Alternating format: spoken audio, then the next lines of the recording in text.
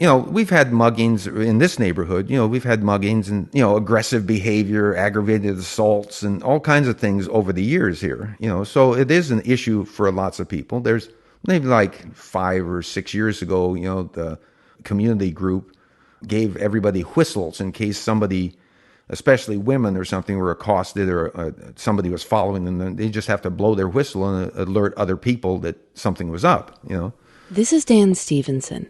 He and his wife Lou have lived in Oakland, California for 40 years. They live in a 2-story purple Victorian in a neighborhood called Eastlake. He says that crime's been an issue there for as long as he can remember. But when you live in a city long enough, you just learn to deal with it. A couple of times some guys tried to get my wallet and just city stuff that once you live in the city long enough, you've got to at least be accosted a couple of times or you're not there.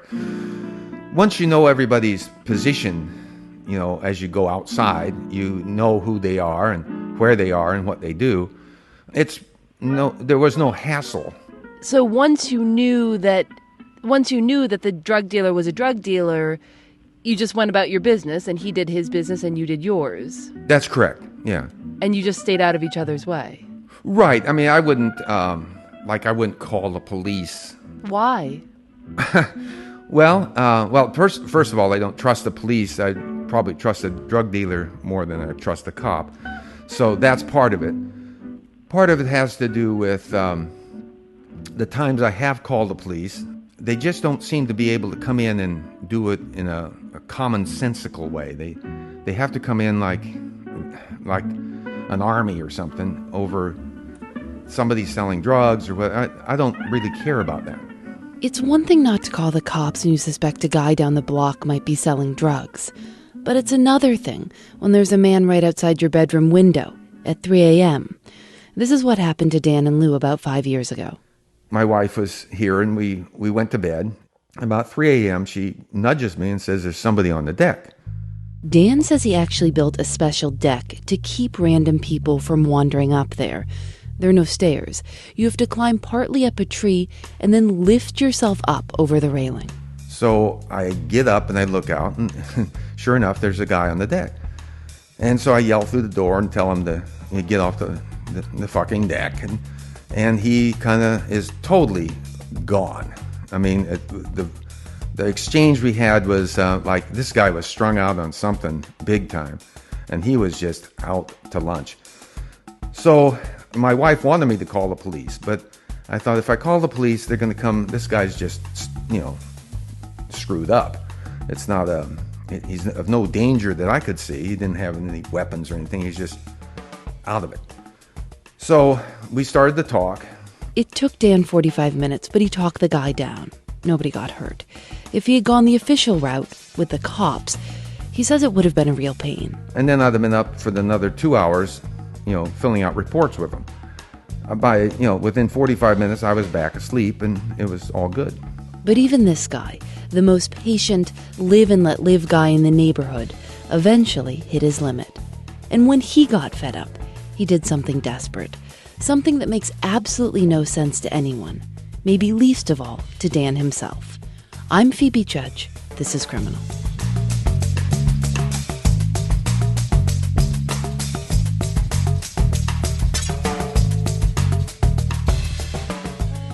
What wound up pushing Dan over the edge wasn't drug dealers or sex workers. It was garbage, a gigantic pile of garbage.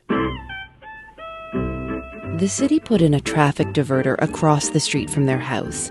It's about 500 feet from their front door. A concrete divide with a space in the middle with trees, and nobody took care of it. Nobody took care of it, and so it became a de facto garbage dump. People that were moving decided that would be a place to move everything they didn't want to take with them. So the stack could be like 6-8 feet high sometimes, with dressers and mattresses and garbage and bags of crap and clothing. I mean, it's just intense. And it's been a big problem with Oakland for years, all over the place. Somebody will dump whatever they have in your front yard if you're not careful. Dan says he'd watch trucks pull up at night and unload mountains of furniture and garbage. And he called the city and called and called and called. So you would wake up in the morning sometimes to like 8 feet, to like an 8-foot pile of crap. Yeah. And if the city didn't come fast enough, it could get higher. Because once you have, it's like a magnet. Once you've got a stack of stuff, other people think, oh, there's an idea. And they keep stacking it, So what did you decide to do about it? Well, that is a good question. Lou and I discussed this for quite some time, and we came up with the idea of a Buddha, to put a Buddha there. Are you Buddhist? No, we have nothing to do with Buddhism at all. But you figured if there's one thing that might help here, it's Buddha. Well, yeah, because he's neutral. I mean, if we threw Christ up there, he's controversial. Everybody's got a deal about him. But Buddha, nobody seems to be that perturbed in general about a Buddha.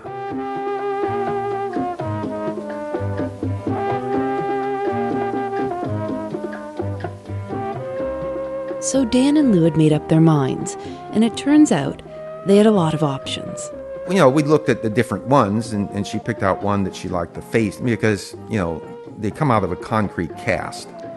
So some of them look more mellow than others. Lou went off to Ace Hardware and picked one out. Which, she brought home, and I liked him. He looked cool to me. And then he sat in the basement for about 3 or 4 months, because I couldn't figure out a way to put him over there without having him stolen or ruined.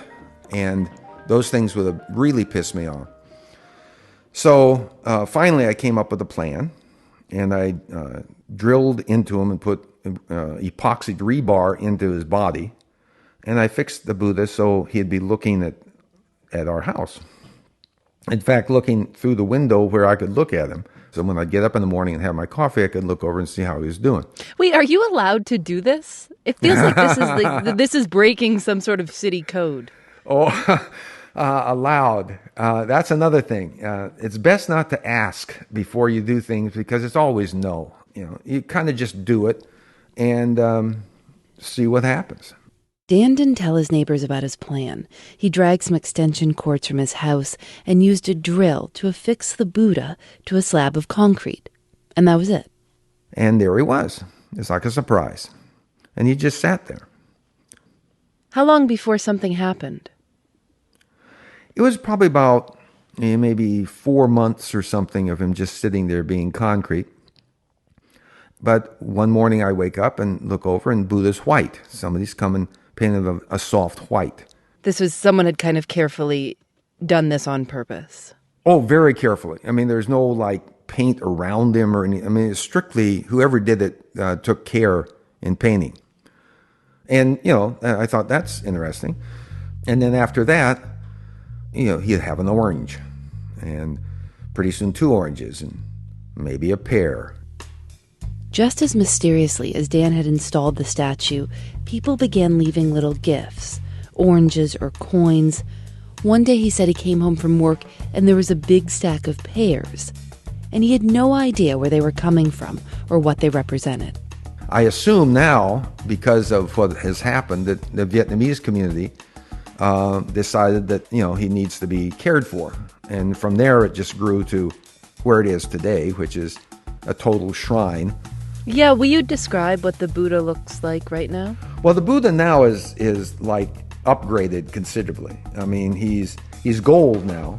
His eyes are painted in, and he's just, he's got a gold draped clothing, and he's just really top drawer, cool looking Buddha. I mean, he's come a long ways in terms of his dress.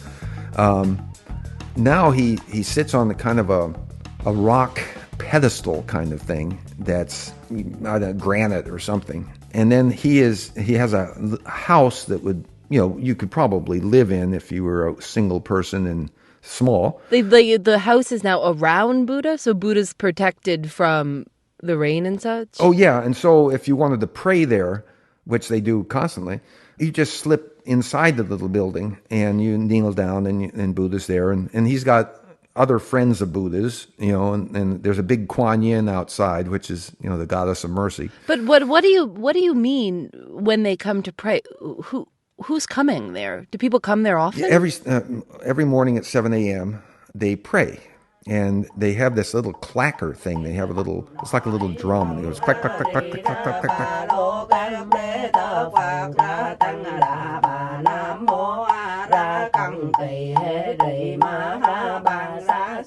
And sometimes they'll set up tables and have a feast, And they put out food and all these people come and they pray and they go through that. And then they eat and they have a kind of a community. Do you ever go out and introduce yourself? Oh, they know who I am.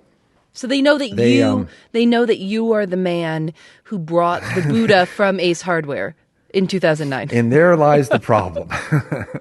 Yes, because at every feast day they bring over a stack of food and fruit and wine and a bottle of whiskey one time. And just presents thank you. For yes, yeah. And I keep telling them thanks a lot, but there's only like Lou and I, and we can't eat all this stuff. And but these aren't like your neighbors bringing over food. These are people who are coming to visit Buddha from other neighborhoods and appreciating what you started. Yes, and they all bow and none of them speak English, so I bow and we all bow. It's embarrassing kind of for me because I don't even know what they're thinking, But I keep trying to tell them that it's their Buddha and good luck with him and adios. But they don't kind of go for that, How many people are coming? How many people are coming on a daily basis? Would you say to see the Buddha? Oh, at least 70 a day. A day, yeah. And then there's also the tourist thing. They'll knock on my door, and they're from Minneapolis, and somebody on Facebook posted something.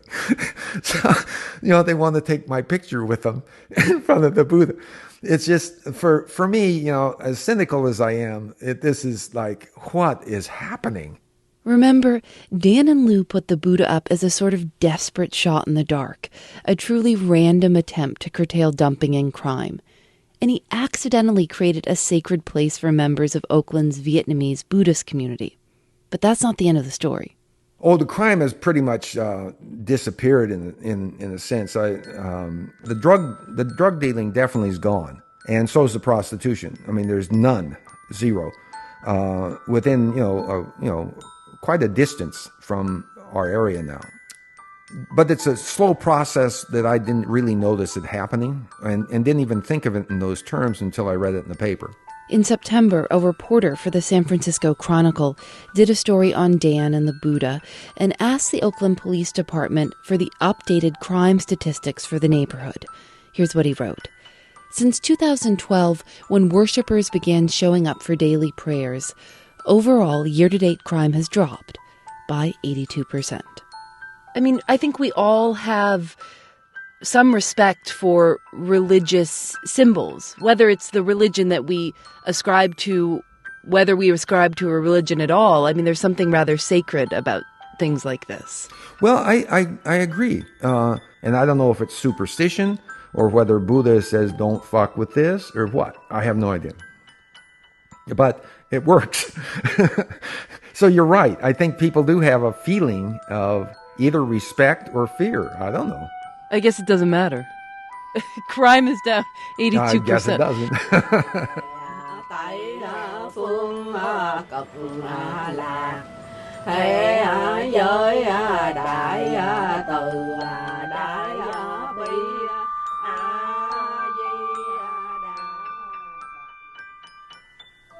Criminal is produced by Lauren Spohr, Eric Mennel, and me.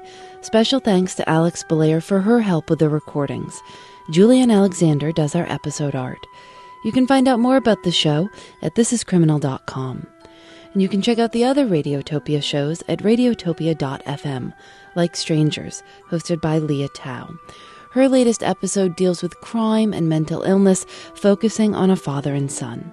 I call my wife. I go, Nina, Matthew killed somebody. She goes, oh my God, Steve, oh my God, Steve, oh my God, Steve, oh my God. I go, babe, just hold on. I'll be there in a minute. Get home. I gave her the newspaper. She's just in total shock. That's the latest episode of Strangers. It's really great. You should go listen. Radiotopia from PRX is made possible with support from the Knight Foundation and MailChimp, celebrating creativity, chaos, and teamwork. I'm Phoebe Judge. This is Criminal. Radiotopia from PRX.